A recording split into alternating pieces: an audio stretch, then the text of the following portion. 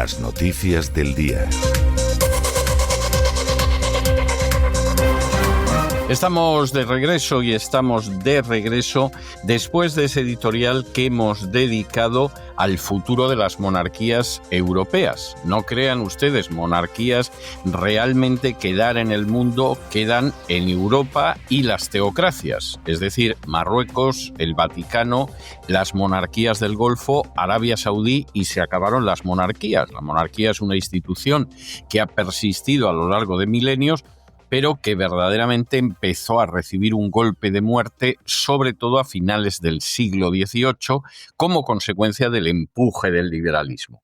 En Europa, la historia de las monarquías es enormemente interesante. Hasta inicios del siglo XVI, la monarquía es una monarquía absoluta que ha surgido sobre todo el desarrollo medieval, en que tras la caída del Imperio Romano se van formando monarquías nacionales, una de las primerísimas, precisamente la monarquía española, pero la Reforma hace que el destino que van siguiendo esas monarquías sea muy distinto.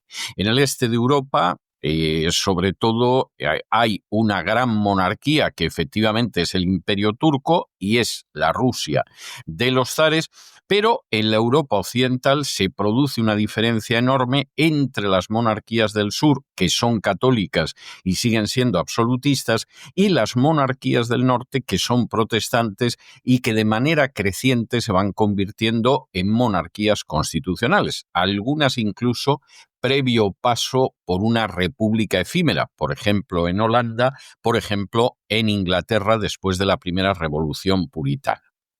Parece que esas monarquías absolutistas, católicas del sur de Europa van a ser eternas hasta que a finales del siglo XVIII estalla la Revolución Francesa, un 14 de julio de 1789, y el rey más poderoso de Europa, el rey de Francia, acaba decapitado en la guillotina y, por si fuera poco, se proclama la República, la segunda República Occidental. La primera había tenido lugar en Estados Unidos en 1776, apenas un poquito más de una década antes.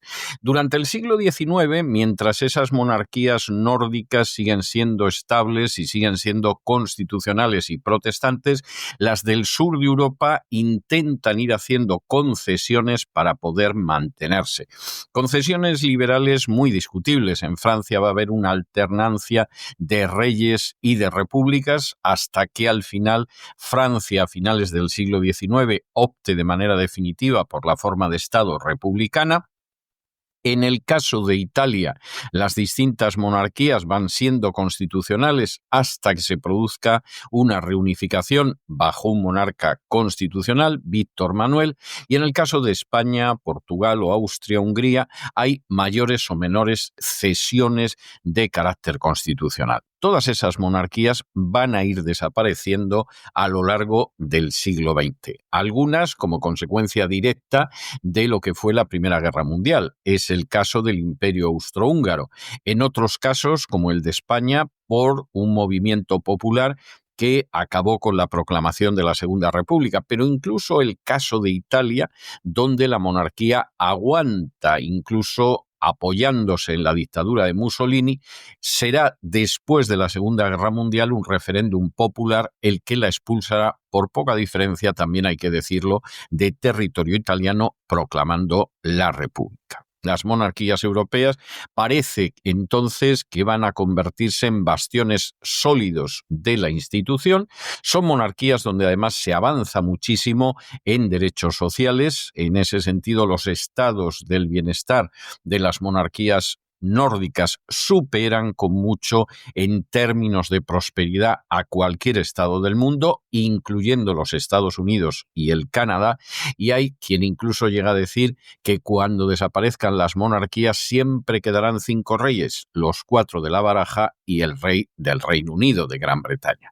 La situación ha sido muy distinta con el paso del tiempo. Solo una monarquía se ha reinstaurado en 1975, hace medio siglo, en el caso de España, y En el caso de las otras monarquías, en estos momentos están en una clara situación de crisis, a pesar de que en el caso de las monarquías nórdicas, precediendo a la española en varias décadas, los herederos optaron por casarse con plebeyas, quizá pensando que no tenían tanta dependencia de la tradición monárquica o quizá pensando que eso les iba a acercar al pueblo y los iba a colocar en una situación de permanencia.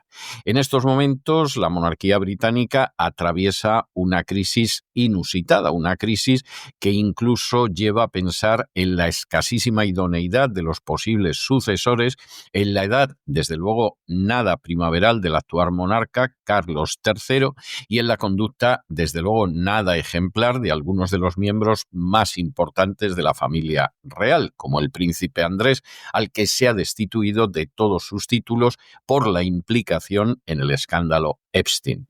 Las monarquías ejemplares del norte de Europa tienen como gran amenaza el hecho de una inmigración ilegal que ahora mismo contiene el riesgo de convertir en estados fallidos a Holanda, a Dinamarca, a Noruega, a Suecia, y que incluso está haciendo que algunos monarcas se hayan entregado con armas y bagajes a la agenda globalista. Es el caso de una Noruega donde el rey puede hablar de niños, niñas y niñes, lo cual es verdaderamente inquietante. Y el caso español, que es ciertamente un caso sui generis, como suele ser buena parte de la historia de España, tampoco tiene ni mucho menos esa estabilidad garantizada. Hoy mismo se celebraba un acto en homenaje a la monarquía donde no estaba, y el escándalo es clamoroso, precisamente el rey emérito, don Juan Carlos de Borbón, que ha sido el personaje en el que se reinstauró la monarquía y en el que ésta ha vivido durante años. Realmente es el gran personaje de la historia de la monarquía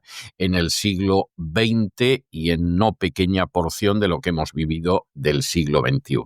De manera que es muy posible que a la vuelta de no muchos años la monarquía siga existiendo como institución, pero curiosamente en aquellos lugares donde conserva un tinte teocrático y donde es absolutista, es decir, en Marruecos y en Arabia Saudí, es decir, las monarquías del Golfo Pérsico y el Estado Vaticano. Y en el resto, la idea de la propia monarquía constitucional, pues seguramente se convertirá en cosa del pasado, pero es que no hay institución humana que dure para siempre.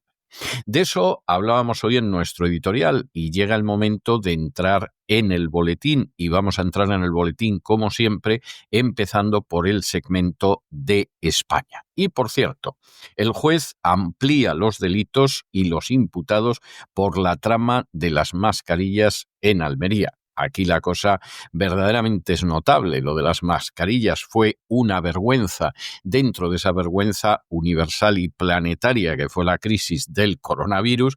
Y claro, lo que se va descubriendo es verdaderamente sobrecogedor. Por cierto, curioso, que Salvador Illa, que tuvo el papel nada ejemplar de ministro de Sanidad, no aparezca por ningún sitio, y más cuando estuvo vinculado a algunos de los casos de corrupción relacionados con el coronavirus más escandalosos y que se produjeron en Cataluña. ¿Cómo Salvador Illa consigue escapar de todo esto? Mientras Ábalos y Koldo García han sido citados por el Supremo para el 27 de noviembre, para la semana que viene, para ver si ingresan en prisión preventiva o no ingresan. Eso es un misterio a la altura casi de los grandes misterios de las religiones monoteístas. De entrada, la Fiscalía pide nada más y nada menos que 24 años de prisión para Ábalos. No es ninguna tontería. Y 19 años y medio para Koldo García por el tema de las mascarillas. Y sobre todo el fiscal se basa en el testimonio del empresario Víctor de Aldama, que efectivamente contribuyó a que se cobraran, pues llámenlo ustedes, mordidas, sobornos, comisiones, como les apetezca.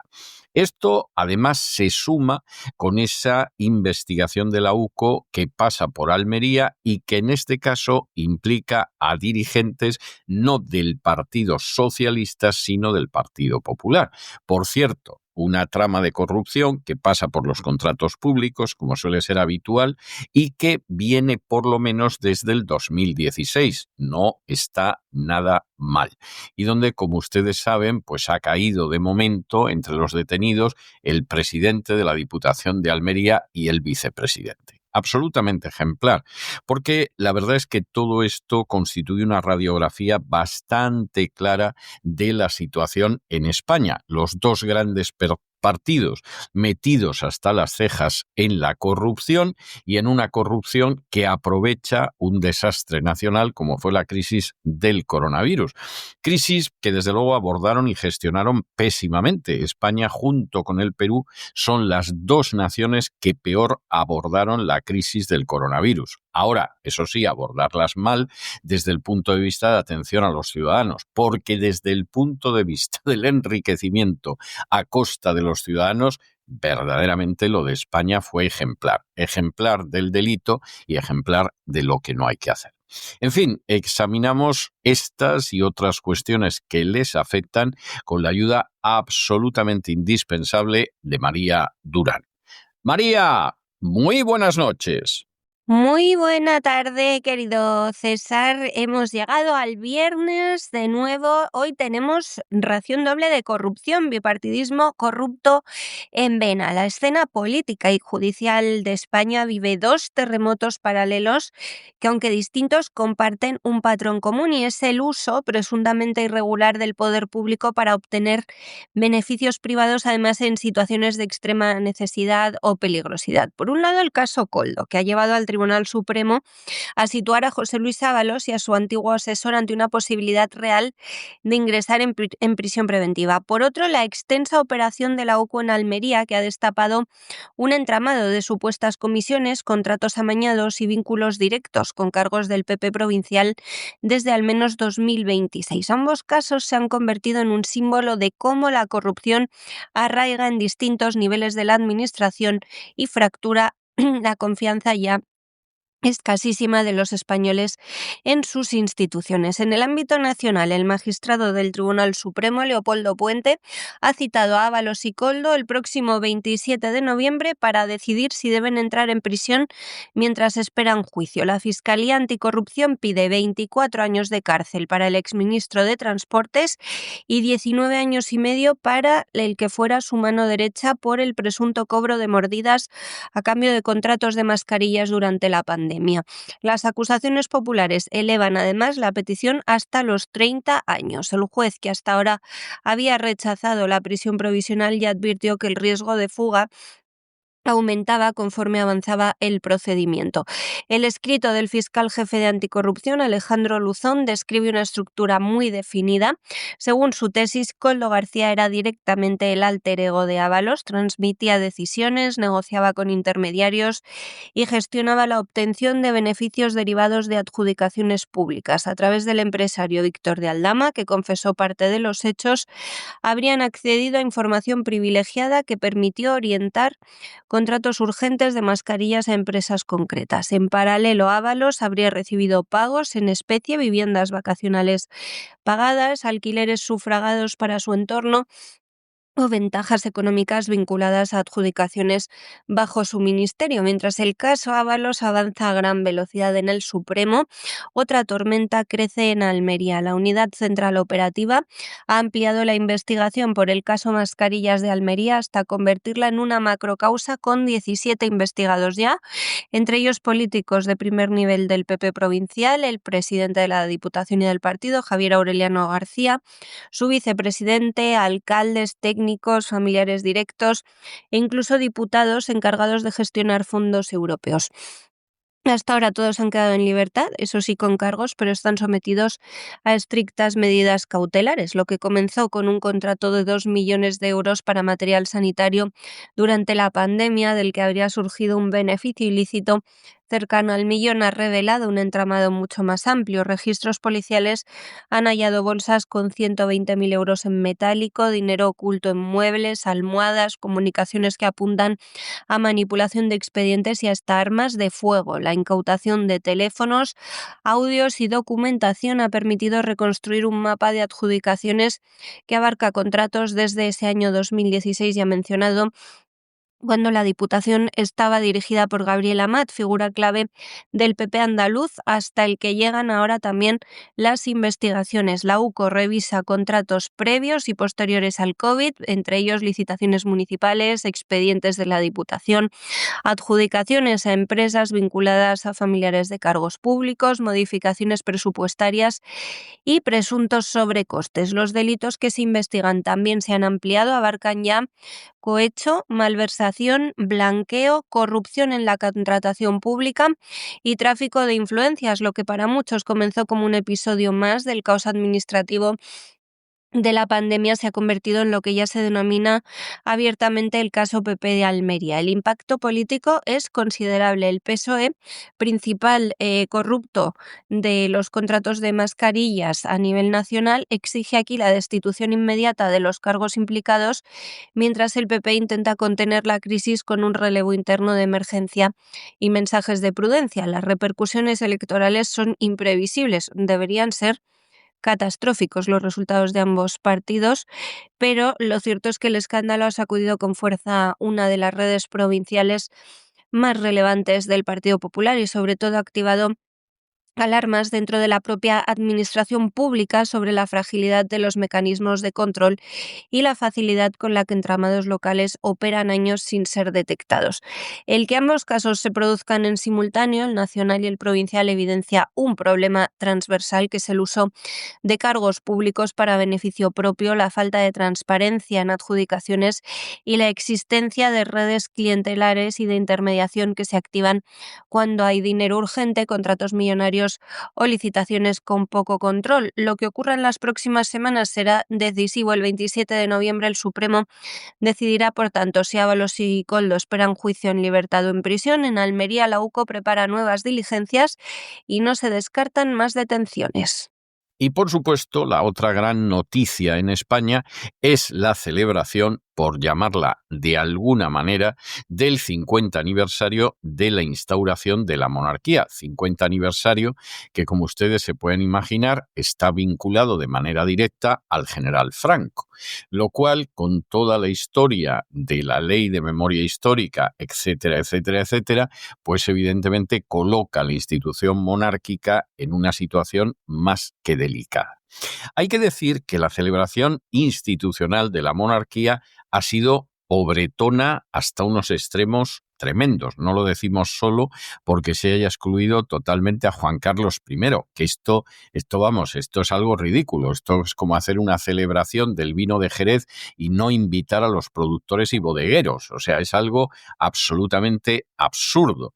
El rey emérito no ha estado en ninguna de los dos desangeladísimos actos oficiales, aunque parece ser que sí está invitado a una comida privada que va a haber el día 22 en el Pardo. Es decir, se van a reunir a comer y parece ser que a lo mejor aparece el rey emérito, o lo mismo, el rey emérito se olfatea el ambiente que va a haber en el Pardo y decide no ir. Desde luego, si uno tiene que atender a lo que ha escrito en sus recientemente publicadas memorias, debe tener maldita la gana de ver a buena parte de la familia, empezando por su nuera Leticia y por su hijo Felipe. Pero en cualquiera de los casos, lo que es tremendo son estas dos celebraciones que, insistimos, como mínimo, han sido muy desangeladas.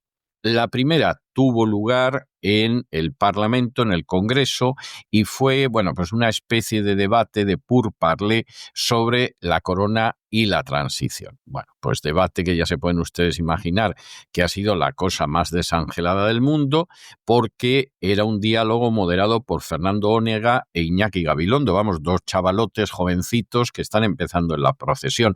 Esto además tiene su gracia, porque claro, Fernando Onega en su día fue portavoz de la Guardia de Franco. Yo supongo, es verdad que Fernando Onega ha conseguido ocultar esto y otras cosas de su carrera con bastante habilidad, pero alguien debería saberlo.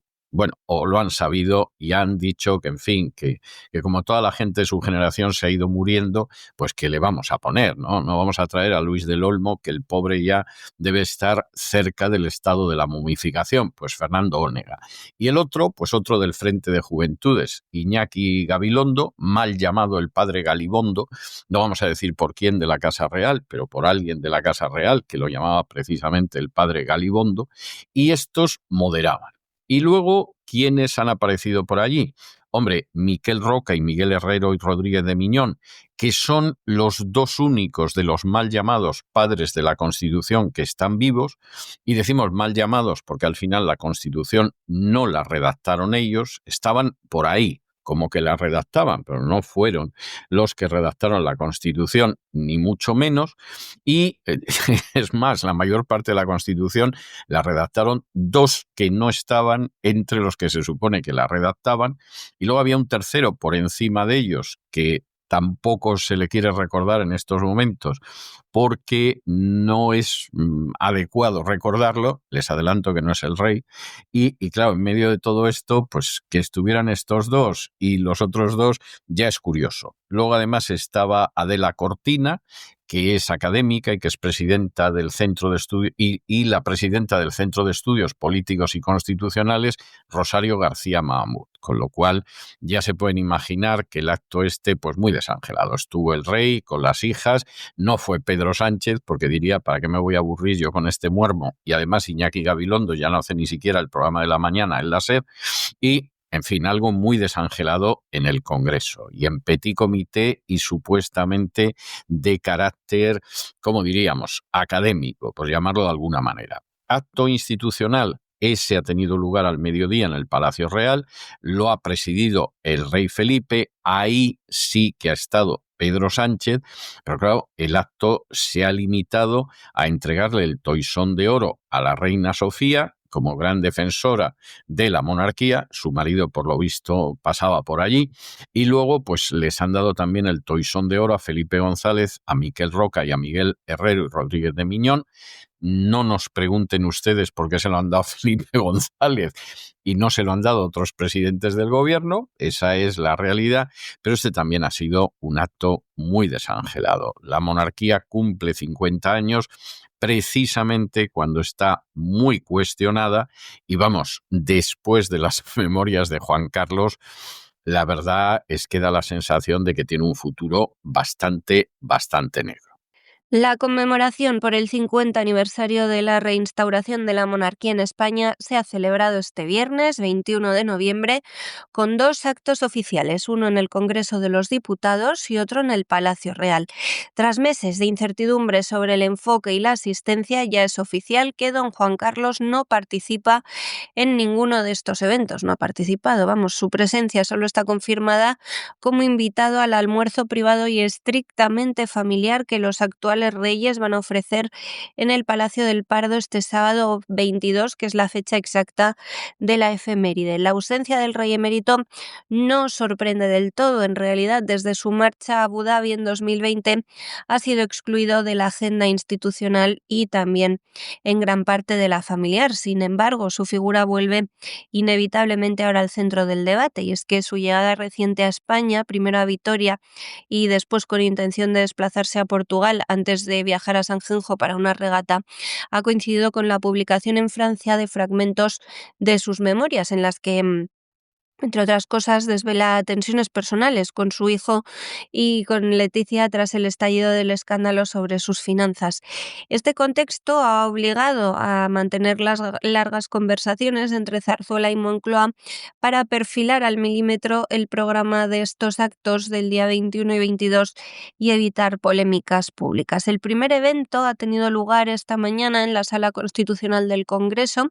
Ha sido una cita de carácter académico centrada en el papel de la corona durante el tránsito a la democracia, y han estado los reyes y sus hijas, pero sin discursos institucionales. No les han acompañado tampoco las infantas, ni Elena ni Sofía, y no ha acudido Pedro Sánchez. El formato ha sido un diálogo moderado por Fernando Onega, el periodista, e Iñaki Gabilondo, periodista también, con la participación de dos de los padres vivos de la Constitución, Miquel Roca y Miguel Herrero y Rodríguez de Miñón, junto a la académica Adela Cortina y la presidenta del Centro de Estudios Políticos y Constitucionales, Rosario García Mahamud. El verdadero acto institucional ha tenido lugar al mediodía en el Palacio Real, ha sido presidido por Felipe VI y allí el presidente del gobierno sí que ha estado en la ceremonia, cuyo momento central ha sido la entrega del Toisón de Oro, que sabrán es una de las máximas distinciones de la Casa Real. Se lo han entregado a la reina Sofía, a Felipe González, al propio Miquel Roca y también a Miguel Herrero y Rodríguez de Miñón. El rey ha estado acompañado de nuevo por la reina Leticia, la princesa de Asturias, Leonor, y la infanta Sofía, así como por representantes de las más altas instituciones del Estado. De esta manera se ha buscado que la conmemoración del medio siglo de monarquía parlamentaria, presentada oficialmente en estos términos para suavizar el foco sobre el reinado de Juan Carlos I, ha tenido un tono muy contenido, con perfil institucional muy bajo. De hecho, solamente han acudido políticos del PSOE y del Partido Popular. Los separatistas ya saben que nunca van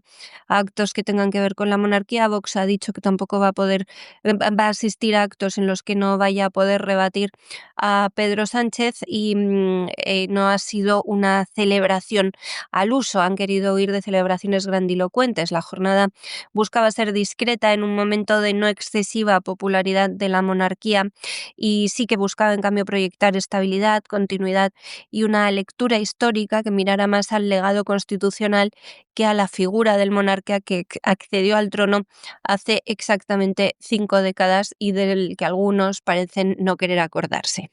Y nos vamos de España a Hispanoamérica y nos detenemos de pasada en Estados Unidos, porque el secretario de Guerra de Estados Unidos ha anunciado que el Cártel de los Soles es un grupo terrorista. De este tema hemos hablado en el Gran Reseteo, hemos hablado en el Despegamos en repetidas ocasiones. Y hombre, según nos pille el día, pues dan ganas de llorar o dan ganas de reírse a carcajadas. Primero, porque esto del Cártel de los Soles nunca ha dejado de ser un invento. Segundo, porque la llegada de droga a Estados Unidos, pues hombre, no pasa precisamente por Venezuela. Venezuela ni siquiera tiene producción de droga. Bueno, puede tener en algún caso cierto papel instrumental en el tráfico, pero vamos a ver, aquí la droga entra fundamentalmente a través de la frontera de México y en los últimos tiempos, sobre todo a partir de la frontera con el Canadá. Es decir, nada más lejos del Caribe que la frontera del Canadá. Y aquí lo que da la sensación es, primero, de que se vuelve a utilizar el término terrorista como una especie de justificación para intervenir.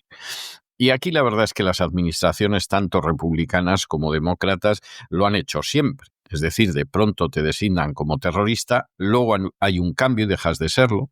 Por ejemplo, eres un terrorista que está en la lista de más buscados en un momento determinado porque estás en Al-Qaeda, de pronto te conviertes en el presidente de Siria, como ha sucedido hace unos meses, eres un amigo y te recibe el presidente de los Estados Unidos en la Casa Blanca. Y claro, a partir de aquí, pues como ustedes comprenderán, esta es una de las situaciones que son como mínimo discutibles. Por supuesto, para los que están deseando que se invada Venezuela, que caiga Maduro y que caigan luego otro tipo de dictaduras y consideran que este tipo de acciones que violan totalmente el derecho internacional pues están justificadas por el fin que persiguen, pues esto será motivo de alegría. Pero es una alegría un tanto prematura, ¿eh? Está por ver en qué va a acabar todo esto y desde luego los países del Caribe lo tienen claro. Hace unos días firmaron una declaración pidiendo que no se intervenga militarmente en la zona del Caribe, porque ya se temen que, como todas las denominadas intervenciones humanitarias, buena para la gente no va a ser. Estados Unidos se prepara para un movimiento que puede redefinir por completo su política, su estrategia hacia Venezuela. El secretario de Rapid Hegseth ha adelantado públicamente los efectos que tendrá la inminente designación del llamado Cártel de los Soles como organización terrorista extranjera, una medida que la administración Trump ya ha fijado para entrar en vigor el 24 de noviembre. Según Hegseth, esta catalogación abrirá nuevas posibilidades de acción contra el régimen de Nicolás Maduro, a quien Washington considera el líder de facto de esa estructura criminal. El funcionario explicaba que la designación no es un simple gesto político, sino que va a servir para ellos como herramienta jurídica que amplía significativamente el margen de acción estadounidense. Ahora puede haber desde sanciones reforzadas hasta incluso la posibilidad de operaciones internacionales más agresivas contra individuos, contra redes financieras y contra bienes vinculados al chavismo. En sus propias palabras, la medida aporta un montón de nuevas opciones en una etapa en la que el gobierno de Trump ya ha intensificado y mucho la presión contra Caracas. En los últimos meses, desde agosto, Estados Unidos ha incrementado su presencia militar en el Caribe. Ahí están, ya saben, el portaaviones USS Gerald Ford, uno de los más avanzados y potentes del mundo, que está operando acompañado de al menos otros 8 buques. La actividad militar ya ha tenido consecuencias operativas. Estados Unidos ha ejecutado bombardeos contra narcolanchas que, según sus servicios de inteligencia, intentaban transportar cargamentos hacia territorio estadounidense usando corredores del Mar Caribe. Esas acciones, que Estados Unidos justifica como operaciones defensivas y antinarco, se enmarcan en esa estrategia más amplia para golpear las estructuras económicas que sostienen al régimen venezolano. Hegseth insistía también en que Nicolás Maduro no es un líder legítimamente elegido. Reiteraba la posición oficial de Washington sobre el carácter fraudulento de las elecciones venezolanas y el desconocimiento de los resultados por gran parte de la comunidad internacional. En este escenario, la designación del Cártel de los Soles como organización terrorista no solo apuntaría a militares del entorno chavista tradicionalmente vinculados al contrabando y al narcotráfico, sino también al propio Maduro, que sería identificado jurídicamente como jefe máximo de la estructura. Esto permitiría a Estados Unidos aplicar contra él y su círculo cercano mecanismos que hasta ahora estaban reservados para líderes de grupos terroristas internacionales como Al-Qaeda o Hezbollah.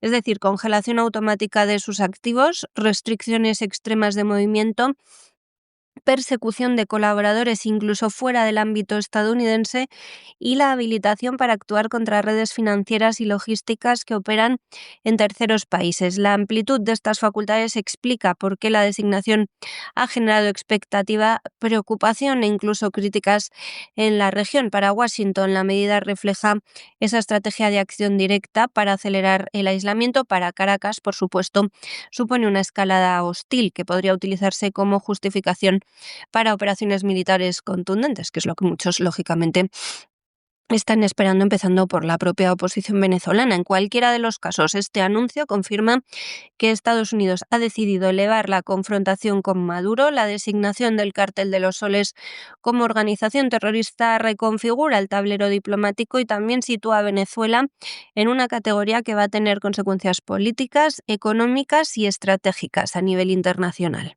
Y nos vamos de Venezuela, Caribe y aledaños, nos vamos nada más y nada menos que a otro de los países hermanos de Hispanoamérica, a Bolivia, donde han decidido eliminar el Ministerio de Justicia. Sí, lo han oído ustedes, no han oído por error. Rodrigo Paz ha anunciado la disolución total del Ministerio de Justicia. ¿Razón para acabar con el Ministerio de Justicia? Pues hombre, muy sencillo, que dicen que el Ministerio de Justicia era un instrumento de persecución política y de chantaje desde el poder. Esto, de nuevo, como el argumento del Cártel de los Soles, habrá gente que le suene bien, pero es discutible. Vamos a ver, ¿el Ministerio de Justicia bajo el MAS fue un instrumento de persecución política? Lo fue. ¿Ejercía un chantaje desde el poder? Lo ejercía. Pero eso no significa que no se pueda proceder a una purga en profundidad, una limpieza a fondo del Ministerio de Justicia y que persista el Ministerio de Justicia. No existe ninguna razón para acabar con él. Y sobre todo, a uno le queda la duda de qué va a venir después de esto. Es decir, después de suprimir el Ministerio de Justicia, ¿va a haber una justicia independiente en Bolivia? ¿De verdad? ¿Realmente? Y las reformas de carácter judicial que se tienen que llevar a cabo en Bolivia, ¿desde dónde se van a llevar? ¿Desde el Ministerio de Defensa? ¿O desde el Ministerio de Economía? Porque no hay un Ministerio de Justicia, no va a haber un ministro de Justicia que se ocupe de ello. De manera que a algunos esto les parecerá fantástico, pero realmente no suena tan convincente como seguramente desearía el presidente Paz. El presidente de Bolivia, Rodrigo Paz, ha anunciado oficialmente la eliminación del Ministerio de Justicia tras fuertes tensiones internas ocasionadas por el nombramiento de la persona prevista para dirigir esa cartera. En una rueda de prensa, Paz declaró que se acabó el Ministerio de la Persecución, se acabó el Ministerio de la Injusticia, se acabó el Ministerio que era de cómo chantajear a la sociedad desde el poder político. No habrá más persecución política. Es literalmente lo que decía. Según el mandatario, con este cambio radical busca dar garantías al sistema judicial para sus reformas y trabajar conjuntamente con todas las administraciones del país en función de la justicia. También subrayaba que si no hay justicia en Bolivia, no hay democracia y que si la justicia es mala, la democracia es mala. El anuncio se producía junto al nombramiento de Jorge Franz García, quien había condicionado su posibilidad de asumir la cartera a que el Ministerio de Justicia después fuera eliminado, una promesa que Paz ya había asumido durante su campaña electoral. De hecho, había presentado el nuevo presidente la idea durante el debate electoral, calificando al ministerio como el Ministerio de Coimas y Sentencias y afirmando que lo cerraría para evitar que siguiera funcionando como herramienta de control político. La decisión del nuevo presidente llega en un contexto de profundo desgaste del sistema judicial boliviano y de críticas por su dependencia política tras 20 años de gobiernos del MAS. En los primeros días del gobierno de Paz ya se dio un encuentro con las autoridades del órgano judicial, con el presidente del Tribunal Supremo, Romer Saucedo, que comentó que con ustedes comienza la nueva justicia para Bolivia, que ya no esté al servicio del poder político. Esa reunión refuerza el compromiso declarado por el mandatario de impulsar una reforma institucional en la justicia para digitalizar expedientes, auditar procesos y, en definitiva, incrementar la transparencia y la desaparición del antiguo esquema de control. Esta eliminación del Ministerio de Justicia es una medida extraordinaria desde el punto de vista administrativo y simbólico. Significa que la cartera no va a seguir existiendo y que sus funciones deben redistribuirse o reinventarse. Para Paz, este paso refleja una voluntad de construir una justicia independiente y valiente que no persiga a sus adversarios políticos, sino que garantice igualdad ante la ley. Al mismo tiempo, marca una nueva etapa para Bolivia que ya se percibe como un cambio de rumbo tras la salida del MAS del poder y con una oposición que hasta ahora denunciaba políticas autoritarias y que ahora se encuentra en el Ejecutivo. Pues la verdad me puede parecer un poco excesivo lo de cerrar el Ministerio de Justicia, pero por supuesto si era una promesa electoral, pues lo que me resulta es milagroso que alguien las cumpla.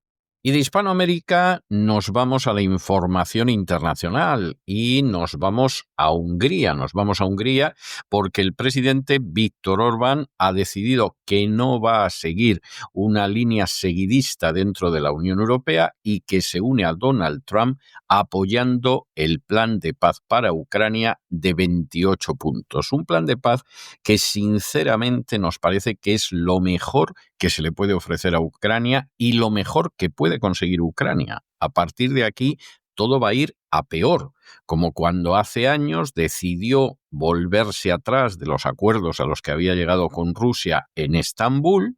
Zelensky, auténtico dictador corrupto y vendepatrias, decidió someterse a lo que le decía Boris Johnson y continuar la guerra con consecuencias desastrosas para los ucranianos.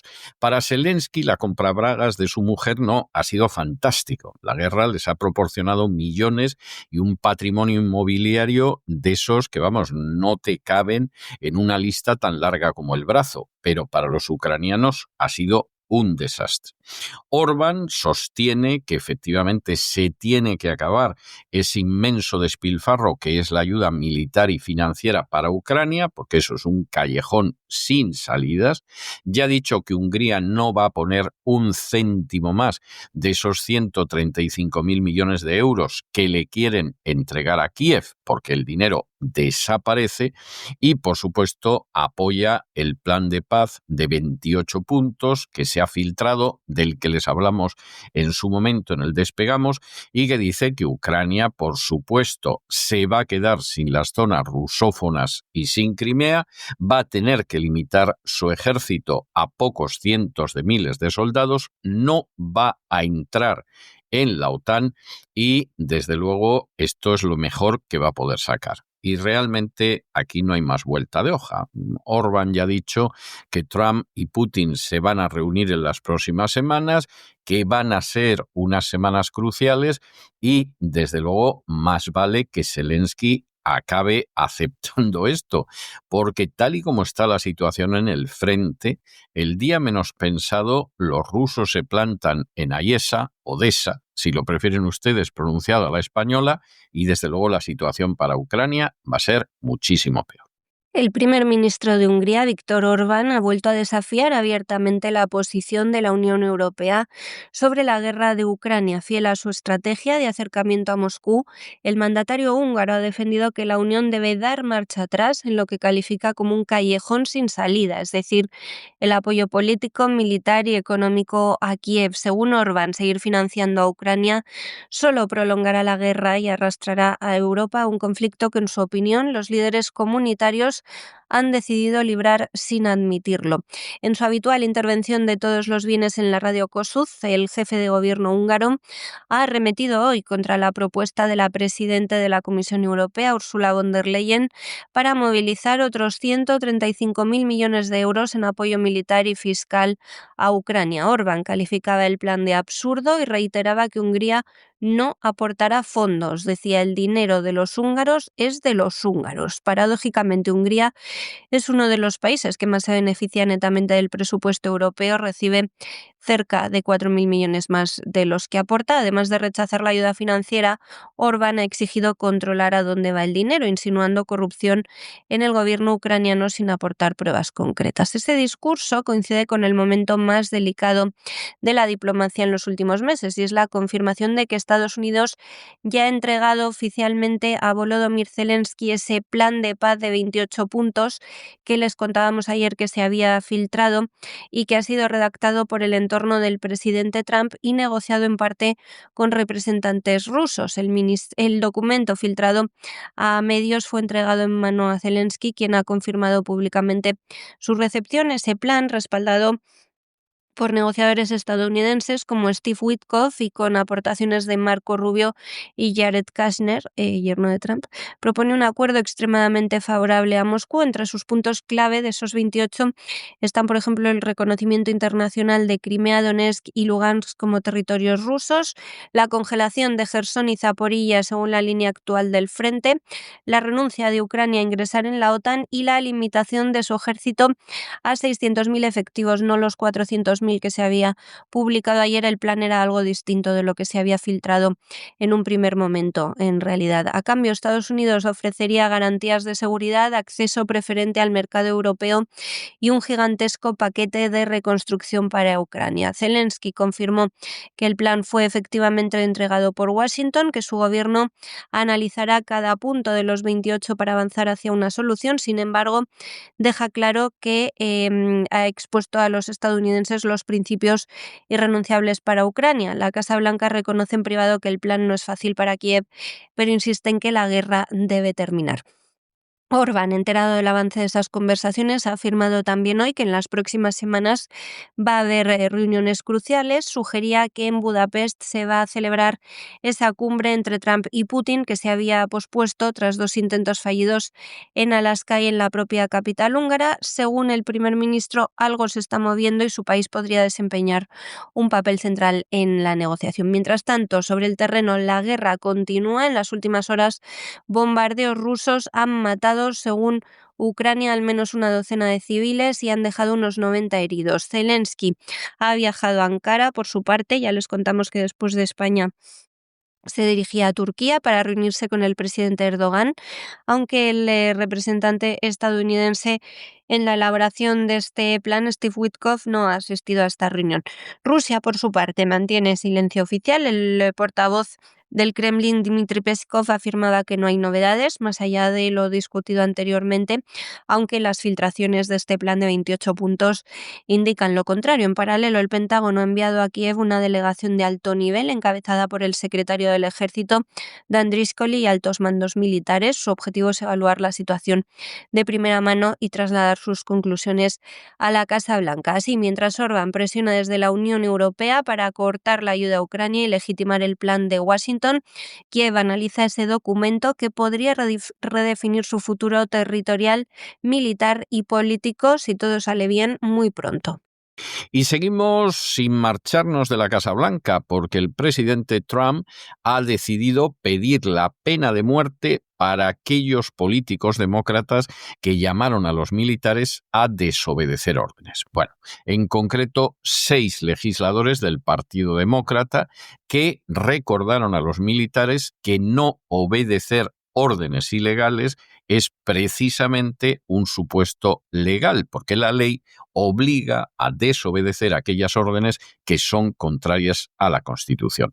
Esto es totalmente cierto. Luego se puede discutir cuáles son esas órdenes, si efectivamente esas órdenes son ilegales o no lo son, todo eso se puede discutir. Pero el principio establecido por estos 6 legisladores demócratas es intachable desde un punto de vista jurídico y también moral. Los soldados no deberían obedecer jamás órdenes que son ilegales. Y esto, cualquiera que conozca la historia de cómo acabaron colgados de una cuerda una serie de criminales nazis en Nuremberg que apelaron al principio de que habían obedecido órdenes, pero que evidentemente no les sirvió de nada, pues solo con recordar eso uno se da cuenta de que estos legisladores demócratas no estaban nada desencaminados. Bueno, Trump considera que eso es sedición y a continuación ha dicho que la sedición es un delito muy peligroso que puede ser castigado con la pena capital.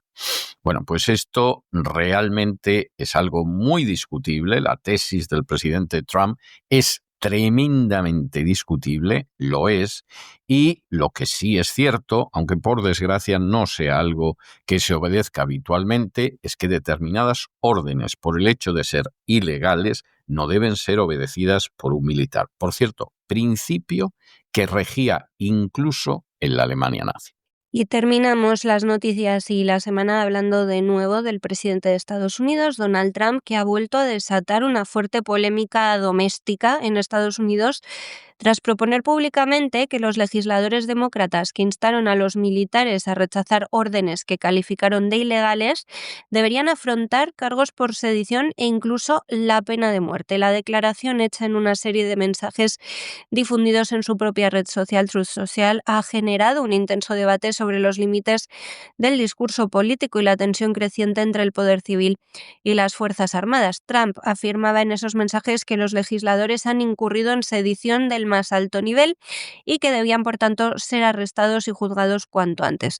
Sostenía también que permitir que esas declaraciones quedaran sin castigo sería perder el país y añadió que había que dar ejemplo. En su mensaje insistía en que a su juicio esa conducta es sancionable con la pena de muerte y que representa un peligro para la estabilidad nacional. La reacción del presidente llegaba después de la difusión de un vídeo en el que 6 legisladores demócratas, todos ellos veteranos del ejército o antiguos miembros de agencias de inteligencia, recordaban a los militares en activo que están obligados a rechazar órdenes ilegales. En el vídeo señalaban que las amenazas a la Constitución pueden venir del exterior, pero también del interior, y subrayaban que ningún funcionario, incluido el presidente, puede obligar a los miembros de las Fuerzas Armadas a incumplir la ley. El mensaje de fondo de los legisladores no es nuevo. La legislación estadounidense establece que un militar debe negarse a acatar cualquier orden contraria a la ley o a la Constitución. Sin embargo, hecho que esa advertencia haya sido considerada por Trump como un acto sedicioso ha elevado la tensión política, que ya es mucha en Estados Unidos, a niveles inusuales. También plantea una cuestión relevante, y es hasta qué punto un presidente puede criminalizar una postura política. Las palabras de Trump han sido interpretadas por muchos analistas como un intento de reforzar su control político sobre las Fuerzas Armadas. En el pasado ya ha defendido Trump ampliar el uso de la pena de muerte en determinados delitos federales. Es un gran partidario de la pena de muerte, no se oculta, y sus mensajes más recientes apuntan a esa estrategia de endurecimiento retórico para presentar a sus opositores como una amenaza directa a la seguridad nacional. Este enfrentamiento dialéctico se produce en un momento también especialmente sensible para Estados Unidos, después de varios incidentes relacionados con la seguridad de altos cargos, en un momento en el que el país vive un debate permanente sobre la legitimidad institucional o la obediencia militar, así como el papel del presidente como comandante en jefe. Esta insistencia de Trump plantea interrogantes sobre la interpretación de la sedición. Lo cierto es que en Estados Unidos el clima político es de extrema crispación. No hay más que recordar, aunque en este caso no han sido los demócratas los atacados, los dos intentos de matar a Trump y el recientísimo asesinato del activista conservador Charlie Kirk. Desde luego, tremendo lo que está sucediendo. Y hasta aquí hemos llegado con nuestro boletín de hoy. María, muchas gracias, muy buenas noches. Hasta el lunes de la semana que viene, Dios mediante, y procura descansar y disfrutar de este fin de semana. Es todo por hoy, César, y también por esta semana. Muy feliz fin de semana para ti. Sé que tienes eventos muy importantes en el calendario. Desearte desde España todo lo mejor a ti, a la familia y por supuesto también a nuestros oyentes y al resto del equipo. Nos oímos ya este próximo lunes. Un fuerte abrazo. Hasta entonces. Y ustedes no se nos vayan, porque ya se recorta sobre la línea del horizonte la silueta gallarda y firme de don Lorenzo Ramírez, que se dirige hacia el avión del Despegamos, no para contarnos y para darle el niquelado a la situación económica mundial como todos los días, sino para adelantarnos lo que va a ser el gran reseteo en cesarvidal.tv este fin de semana, de manera que no se nos vayan. Y luego ya saben que tendremos nuestra entrevista especial, que es especialísima esta semana, esa entrevista con la que acabamos las emisiones de los viernes. De manera que no se vayan, que regresamos enseguida.